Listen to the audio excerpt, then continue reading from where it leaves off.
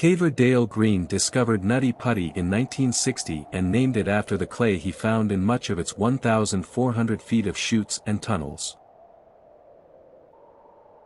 Nutty Putty Cave, where John Edward Jones spent the last almost 28 hours of his life, became his final resting place. The tragedy occurred, November 25, 2009. John was stuck upside down. He couldn't get out. His arms were pinned to his body. From 1999 to 2004, search and rescue operations were carried out in the Nutty Putty Cave.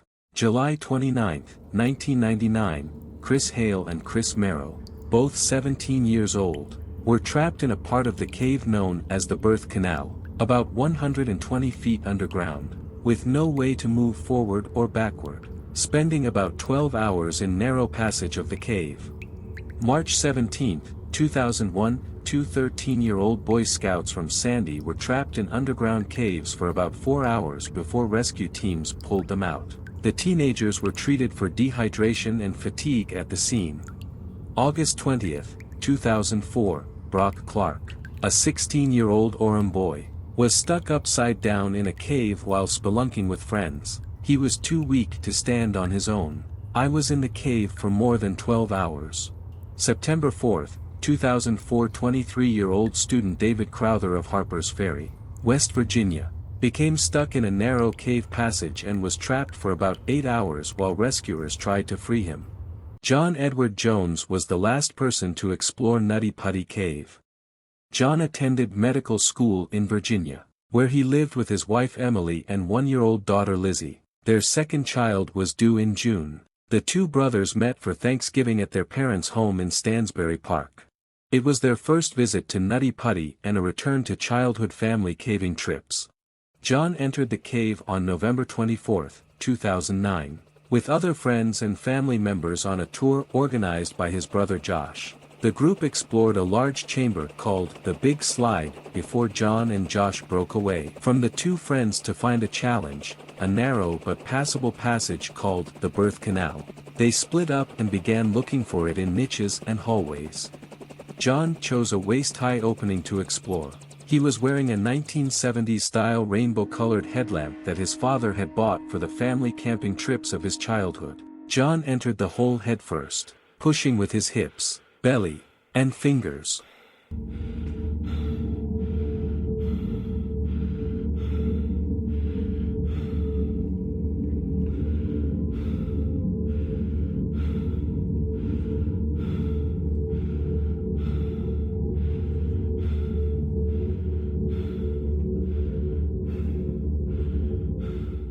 John couldn't find a big enough space to turn his body around and leave the tunnel. So he kept walking, probably thinking he was in a canal. When he saw a crevice in front of him that went almost straight down, it seemed to widen at the bottom, and he was able to turn around. One hand was wedged under him, the other resting on a rock ledge. The rainbow headlamp bounced. Instead of widening so John could get out, the crack narrowed and almost closed.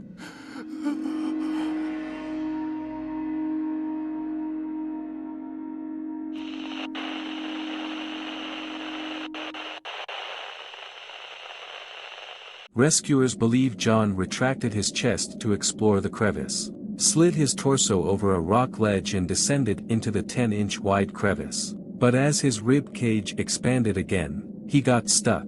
Trying to free himself, John only plunged deeper into the narrower part of the crevice. Sometime later, 23-year-old Josh found his brother and was overcome with fear. When he saw his feet being swallowed by the rock, he knew it was serious. The two brothers began to pray. Josh wrapped his legs around John's calves and pulled. John's body slowly lifted upward, but he had nothing to hold on to and slid back into the crevice as soon as Josh let go. Josh felt powerless and overwhelmed. His older brother was helpless in the dark hole. Josh crawled back to the surface and called 911. How long can a person safely hang upside down? In an inverted state, the lungs can be squeezed by heavier organs, making it difficult to absorb enough oxygen, especially when the head is directly under the feet. Prolonged inversion can cause blood to pool in the brain, which can lead to ruptured blood vessels and brain hemorrhages, as well as heart failure due to the heart's inability to control blood flow. Heart failure is believed to be the cause of death for the majority of inverted deaths. John was sure he was in the birth canal, which he knew would be safe to travel through with proper precautions. Unfortunately, it turned out that John wasn't in the birth canal after all. Instead, he was making his way headfirst down an uncharted tunnel in another part of the caverns, a tunnel that had never been explicitly mapped before.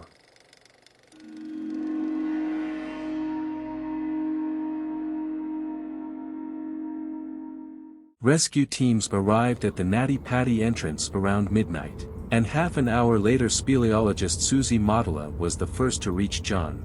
More than 100 people with equipment were involved in the rescue, but the problem was that it was of little use. Only one person could descend into the passage where John was stuck, and only hand tools could be used to expand the cave in that area.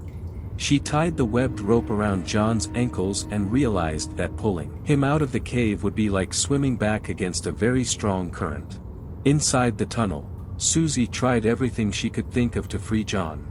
She helped pull the rope from John back to the rest of the team in the open pit at the tunnel entrance. The team pulled, but there wasn't enough strength to move John. The friction of the rope against the rock was too strong. Susie helped him change position, but was unable to lift him. After about 2 hours, Susie tried everything she knew and crawled out to rest, and another rescuer took her place. Meanwhile, the team worked to solve the friction problem by equipping the pulley system attached to the tunnel walls with a series of lifting cams, anchors designed to fit quickly and tightly against the rock. The team pulled. They pulled again, but John's feet hit the low ceiling of the tunnel. His heart struggled to pump blood to his legs, and the contact made him scream in pain. The rescuers came to a terrible conclusion. The angle of the tunnel meant they couldn't bend John's body backwards without breaking his legs. In his weakened state, the shock could have killed him. And the cams holding the pulleys were slipping from their precarious places in the weak calcite. Under the pressure of John's body and the team's efforts, the stone archway cracked and the rope tied around it broke and a heavy metal carabiner headed straight for the rescuer's face. When the morning of November 25, 2009 came, Emily couldn't wait any longer. She took Lizzie and drove to the cave with John's parents. John asked to speak to his wife Emily. The rescuers sent him a two-way radio. His wife stood at the entrance to the cave. The couple expressed their love for each other and tried to comfort each other, now in the 19th hour of the rescue attempt. Unfortunately, time was running out, but not in John's favor.